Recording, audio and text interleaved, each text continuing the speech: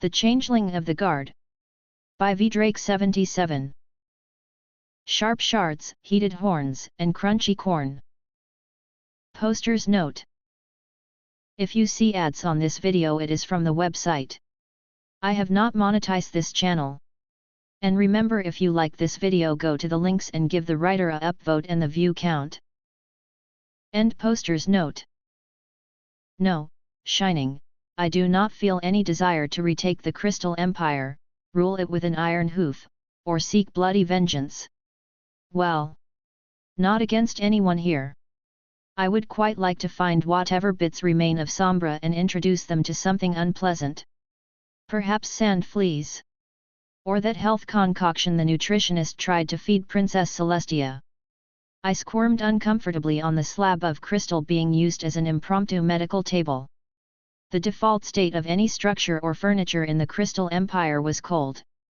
Or at least unpleasantly chill, though most ponies did not seem to mind it. Topaz had actually shown appreciation for the initial coolness, but I supposed even she needed to have flaws. The lemongrass thing? I liked that, Cadance admitted. I have it once in a while with mint as a treat. Truly, there is no accounting for taste. Ow! I tried to glare at my benefactor, but a hoof pressed firmly into my cheek. Hold still!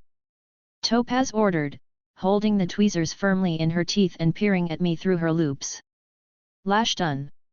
She withdrew, and I felt better, again, another small dark sliver of crystal tinking to the table beside me, beginning to smoke almost instantly once removed. Thankfully, with the crystal heart active, it seemed like the substance was either consumed or destroyed rapidly, but there appeared to be limitations to the cleansing power.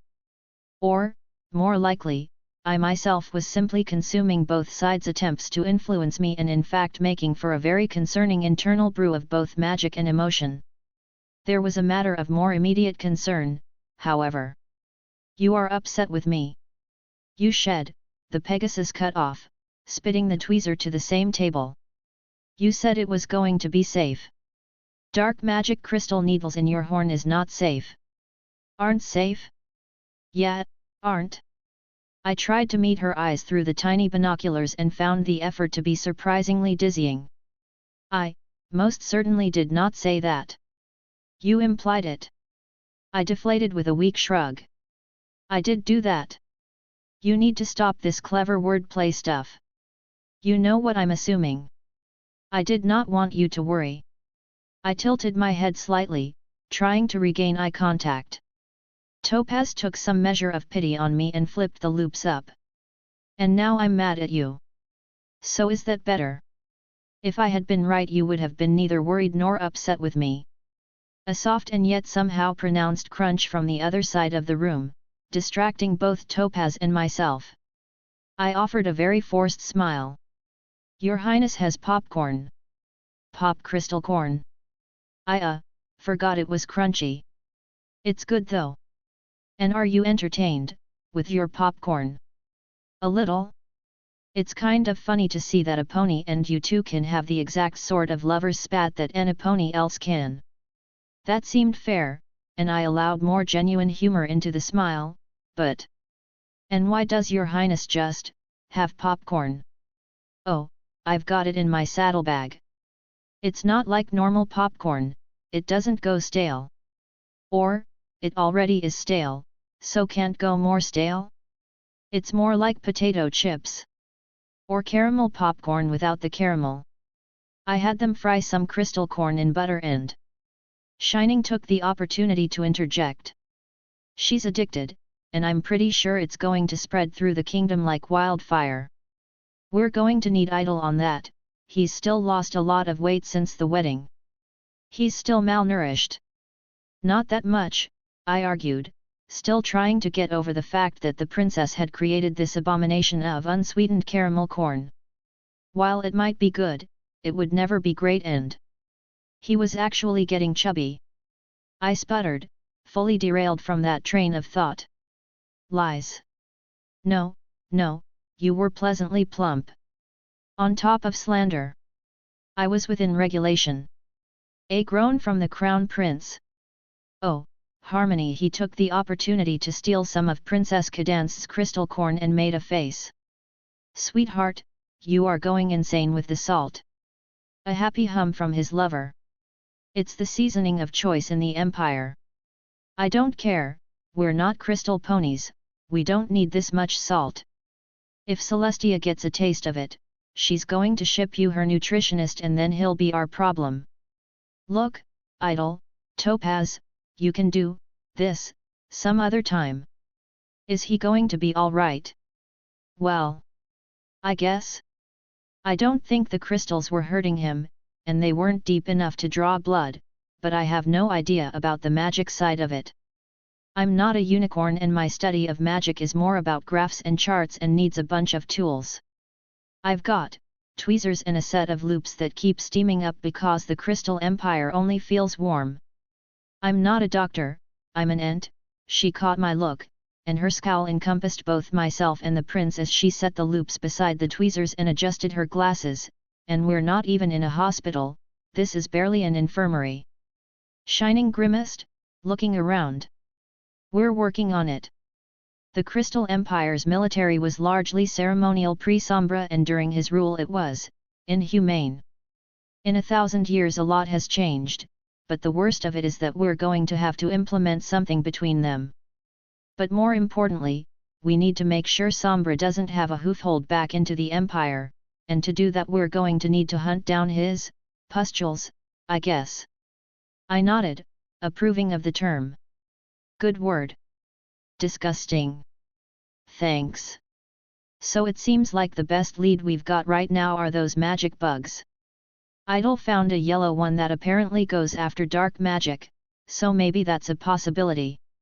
Oh, the yellow ones. Great, great. I'll get on that, I suppose. You don't think it'll work? No, I think it would, it's just, including the one Idol caught, I've got one. As in, the one Idol caught. I think it might take a little bit of time to canvass the Empire. Oh. Right. Well, can't you crossbreed them or something?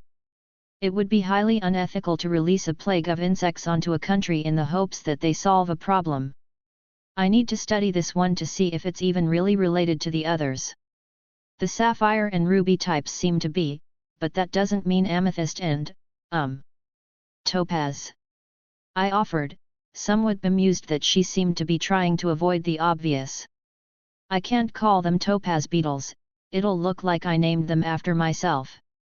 The Princess of Love tossed a kernel in the air, catching it in her mouth. So what? Isn't that a thing you get to do when you make the classification? Didn't give you the topaz showers ento whatever for you not to engage in some casual arrogance. Shining bit his cheek as he carefully took the sack of snacks from his lover, to her disappointment, depositing it on the table next to Topaz's loops. I actually do have a question.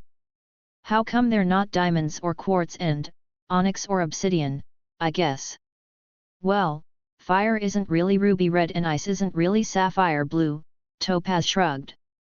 Those are the colors of traditionally charged magic stones, though, so maybe they're a throwback to days where those weren't harvested so thoroughly. But I'm still not sure if they're actually different species or if I should really call them something like jewel bugs. Until I get a few different batches of eggs and experiment with conditions, there's no real way of telling. If they reproduce like fruit flies, well, a few months might be enough to get good data. If they're more like cicadas, we may not know for a few pony generations. Do you think they're related to, Shining grit his teeth, pushing through other things? Topaz gave him an even more sour look, but shook her head. I think that's a very long shot. Zebras and donkeys are closer to each other than either are to ponies, but they're still much closer than ponies are to insects. But changelings have some very strange biology that, well, doesn't make a whole lot of sense from a scientific standpoint. We have fossil records of ancient ponies and a bunch of the different similar species, we can make some general guesses at when we all split off. But, insects don't have bones that fossilize, mostly. Changelings seem to have a combination of pseudo-bonds and a pseudo-exoskeleton.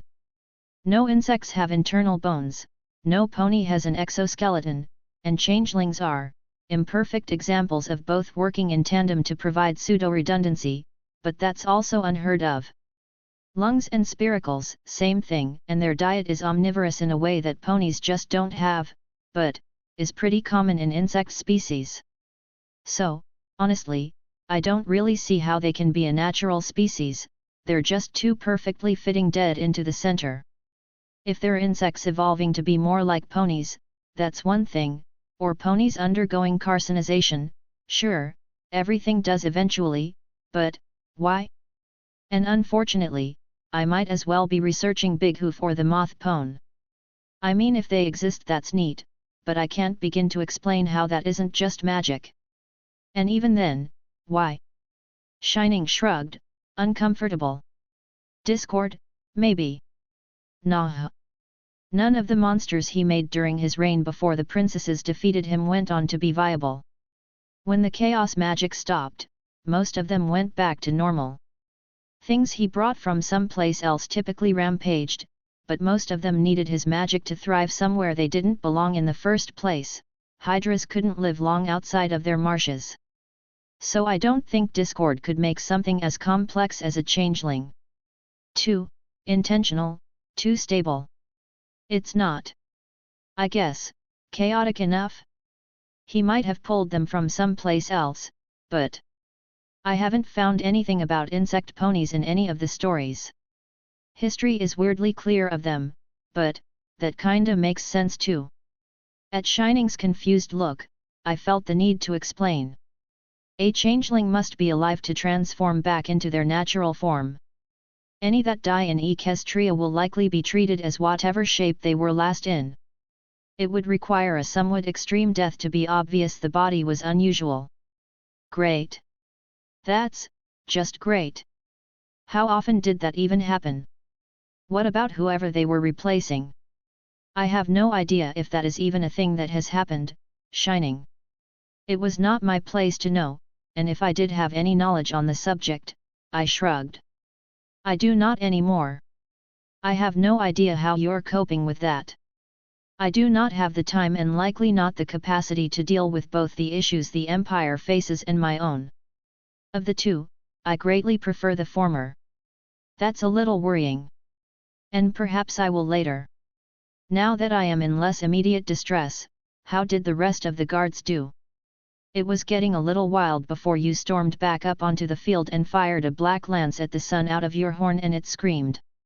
After that things kinda died down and they're probably too scared to breathe around you now. I do not recall anything screaming. The sun. Your freaking horn, idol. It was terrifying, the whole yard went dark like we were under a storm cloud, and then it was back to normal. You were mumbling something about making Sombra regret being alive and we just kinda led you in here, sent some pony to get Topaz when we saw your horn looked like a pincushion. Oh. I had not meant to say that aloud. Shining couldn't hide a smirk this time. Did brighten the mood a little, I suppose. Little bit of bad flank boasting after scaring the road apples out of them. Order help me, do not tell me. Yet, you're probably not going to be able to sell the average guard act here. Competent and scary officer? Oh Colts, are you ever selling that one? I sighed, allowing my displeasure to show. And the rest of the equipment? A couple more seemed to work up the courage, but it seems some of them just aren't ready. I let them keep their gear, like we said, but tomorrow they turn it in. We'll still give them a week, like you wanted, but this went way too far wrong. Any of them that smash it at home might have those bits of magic just in their homes, and we don't even know what to do about that. We might have to do some sort of house-to-house checks anyways, but it's going to be a huge breach of privacy to scour every pony in the Empire's home to look for bits of their old king. I do not think they are apt to mind. Doesn't matter. We can't force it on them, but even asking this is a mess. I was hoping Topaz's beetles were our elements of harmony here, but this is Topaz shrugged. Why not just do that? Just ask your sister and her friends to fix it. The royals shared a look, an unspoken conversation passed between them, before Shining finally lowered his head and Cadance took the bit. Twilight might be a little bit more susceptible to dark magic than you might think. Come again. She used a dark magic spell Princess Celestia taught her and triggered one of Sombra's traps. Without Spike interrupting it, she might not have been able to get out on her own. The princess did what? Shining let out an explosive breath. Right. Sweetheart, it let her find his lair. And, nearly got her trapped in some sort of psychic nightmare, she admitted, sheepishly. In what world is that better? Shining quickly held up a hoof, taking a moment to calm himself. Sorry. I'm still not okay with Celestia not giving me a warning that she gave my baby sister a potentially corruptive spell because Sombra might have used it on a magical lock. The fact that he did makes it not okay, but a thing she was right about, and the fact that she didn't warn her that it could trigger traps makes it very not okay. The fact that Spike nearly died because she wanted to play it from the saddlebags. I stared, horrified. My prince was beyond angry with his former ruler and still current benefactor. I suddenly saw his response to me and my betrayal of the Queen in a much different light, one where he was also not sure if he would be able to follow the orders of one whose position he had so respected. I had known of his displeasure, but this was different. He felt personally betrayed by the princess, and from the taste of his emotions. I did not know that his faith in her would ever be the same. Worse. Princess Cadance shared his distaste for the matter, and she was far closer to Celestia. But at least now I understood this particular wrinkle. The two did not want to endanger the filly again, regardless, and perhaps in spite of her willingness to throw herself headlong into danger. But she's the element of magic. Topaz protested, sounding even more upset than myself or even the royals, and it belatedly occurred to me that I did tend to keep some of the more state-secret details of events from her. This was not actually a situation she was terribly well prepared for. Shining Armor, for his part, seemed to be more startled that Topaz wasn't kept abreast of such tidings. Well, yet. That just means magic comes more easily to her and she's able to defend herself. Apparently not that she's actually safe from spells she casts herself. So if she casts something that's not terribly harmonious, she opens herself up to a host of horrors. And Princess Celestia taught her this spell. Yet, he grumbled, and now Twilight just has that in her saddlebags too, because we didn't have anyone else who we knew could use dark magic. His eyes flicked towards me and I did not need to be a changeling to understand the flash of anger. Shining had always intended me to serve alongside him. If things hadn't gone so poorly before, during, and after the wedding, I would have been here. If I weren't a changeling, at least we wouldn't have to wonder if things could have gone differently. But I was, and would continue to be so. Well, at least now we do not need to involve Twilight in dark magic concerns. And now it was Topaz's turn to be suspicious. How do you figure? Clearly, I am capable. Capable. I'm sorry, did you forget me tweezing needles out of your horn for the last 2 hours? I did what needed to be done. It may be necessary again, though I do hope not. It is far preferable to Twilight doing it. While unpleasant, I do not think I have suffered long-lasting ill, and in fact believe myself to be at least somewhat more resistant. Ahoy! And that's probably a sign of being affected by dark magic. How is that any better than Twilight doing it? Tell him. Oh, it's way better than Twilight doing it.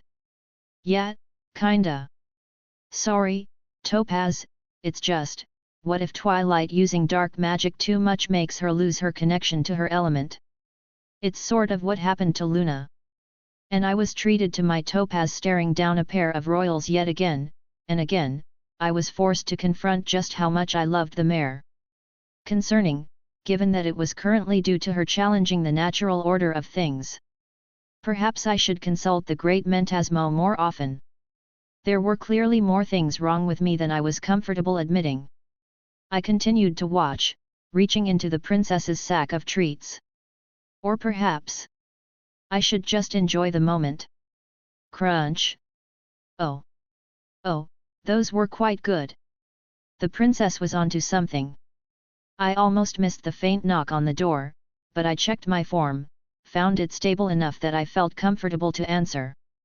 I found a very nervous-looking mare on the other side, holding a sealed letter that still smelled of draconic halitosis. Dragonfire from Canterlot, sir. We were told these were to be considered urgent. Cadance perked up. A letter. A guilty look crossed her pink features. You don't think she knows we're talking about her? I'll take it. It's not for you, ma'am. Milady. Your Highness? It's him, the mare stammered, holding the letter out as if expecting to be burned. Me. I took the letter, suddenly greatly concerned for my young charge back in Equestria, for I could think of no other cause for the princess to send such a missive. Throwing care to the wind, I opened the seal, and frowned. What did you do? Well, that seems downright accusatory. I did not do anything. I flipped the letter over, concern morphing to consternation as there was no other writing I could see. Idle, you launched a blast of dark magic straight at the sun. I considered that, and found I did in fact still have a great store of concern. She is cross with me, isn't she? Cadance peeked over my shoulder and sucked in through her teeth. No capitalization. No punctuation? Maybe we should draft an explanation? Now? Right now, I think. Topaz looked at the paper, gave a sniff, and then stated, with an almost sinister conviction, I could write it. No. Though I agreed, privately, I had to admit. I would dearly like to see that response. And, perhaps, Princess Celestia's face upon receiving it. Author's note. Happy actual New Year, everybody. If you want to drop a buck in the hat, but I'm not charging for this chapter. Future chapters maybe, but I made you guys wait too long for this one. To join the Discord and get art, some various other stuff, and just generally hang out with a lot of really fun people. As always, comments are an author's food pellets, leave 'em if you've got 'em. Special thanks to Karma Sentinel and BHS for pre-reading. If you like magical girls, give BHS a look, and for some non-canon idol, say hi to Karma. For Idol's adventures in audio format, say hi to Equinox 3141 and leave him a comment or 12. End author's note. End of Shards, Heated Horns, and Crunchy Corn.